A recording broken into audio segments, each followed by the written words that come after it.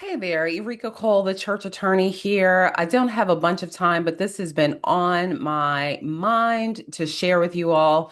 I'm here outside of the DMV, and so for you all that don't know, it's DC, Maryland, Virginia, outside of Washington, DC, and we have had a huge weather event, lots of snow coated with ice, and then more snow, and then more ice. It's a mess.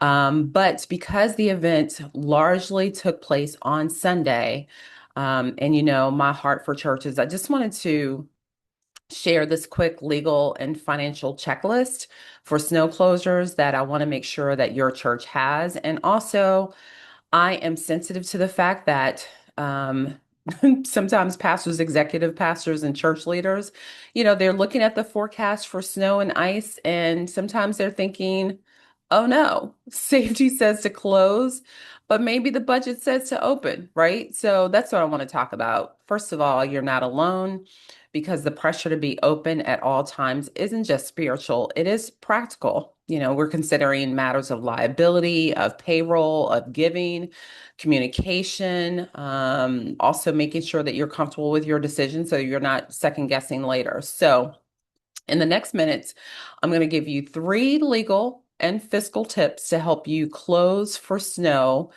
events or weather events with confidence to protect your people, protect the church, and make budget. All right.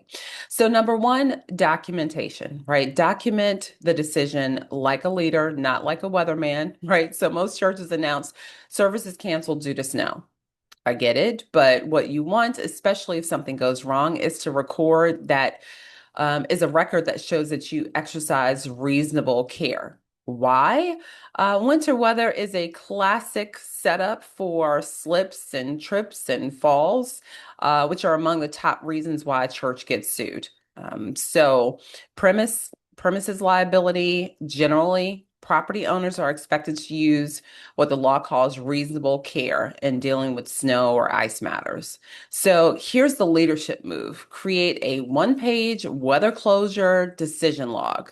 It can be really simple, right? Something that just says the date and time, who made the decision or who participated in it, what inputs did you consider, right? The forecast, the road conditions, local advertising, parking lot conditions, staffing. Your reason in one sentence. So something like close to reduce the risk of travel and slip and fall hazards. Something that simple. And what you did instead. So did you move to online service? Did you reschedule? Like it could just be clear that that simple record records that we acted responsibly, right? So just as a pro tip, take a couple of timestamp photos if you can of the parking lot or the sidewalk if the conditions are bad. Again, not for drama, but for documentation. All right. Tip number two, if you close, don't turn away your duty of care, right? So you still need to secure the property.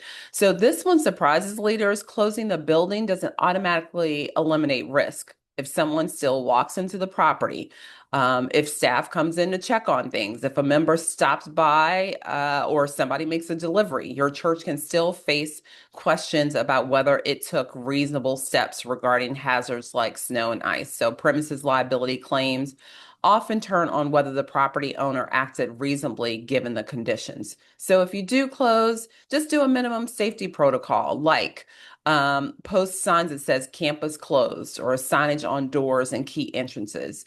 Again, my suggestion is to do that before the weather event begins. Rope off or block the worst walkways if needed. Document when the snow or ice treatment was done. So the vendor invoice is a great way to do that. The staff log or a time-stamped note. If you have a plow or salt contractor, just confirm the schedule and keep the text or email discussions. So why does this matter? You're showing a pattern of responsible facility management, exactly what insurers and attorneys look for if any incident to occur, were to occur. Third tip, and hang around because I am going to give you a bonus. Go ahead and handle payroll and staffing decisions appropriately. So here's where the fiscal part can quietly become a problem. Who is expected to work or who can work, and how do you pay people when conditions are hazardous? Even in ministry, you're still an employer if you have an employee, right? So you'll want to do your best to provide workplace that's free from recognized hazards likely to cause serious harm. So severe weather, travel risk, and unsafe conditions can be a part of that analysis. So here's what to do instead. Create a weather day staffing plan in advance. Who is remote ready? Maybe this is admin, communications, finance. Who should not travel, right? So maybe you're saying only non-essential roles should be remote and only essential if safety thresholds are met. So things like facilities or security. And then decide on these clean options. Is this a paid closure day? Is this a remote work day? Are you rescheduling hours?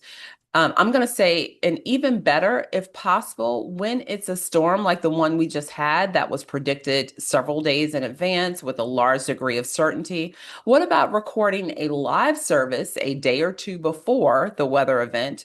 My church did that, and it was amazing. My family and I were greatly blessed to be able to fellowship with our church family and also receive the blessing of the message from our ongoing series that our pastor provided. So, we received about 10 to 12 inches of snow plus ice. So I don't know when we'll be able to safely move around, but it definitely wasn't on Sunday. Final bonus tip. Protect giving and donor communication without saying the wrong thing. So this is what we really want to make sure we also highlighted that the healthiest approach is that we don't guilt people, we guide them. So hopefully your message says something like your safety matters, or here's how we're gathering online, or here's how you can continue your worship through giving if you're able. So you also want to consider maybe already having in place ways that people can give. My husband and I we have auto giving. And so if that is something that your church can set up, that would be awesome. Because I know that that physical component is real. But also, you can check in with your people. You can have your financial department look at how giving did on Sunday, and if there are folks who maybe didn't have the opportunity to give at that time, you might want to create an alternate opportunity for them to give. So. This is the checklist that I wanted to share with you. Let me know if there's anything that maybe your church did that you'd want to share with others. And make sure you subscribe to the YouTube channel. I love being able to connect with you all. God bless. Bye.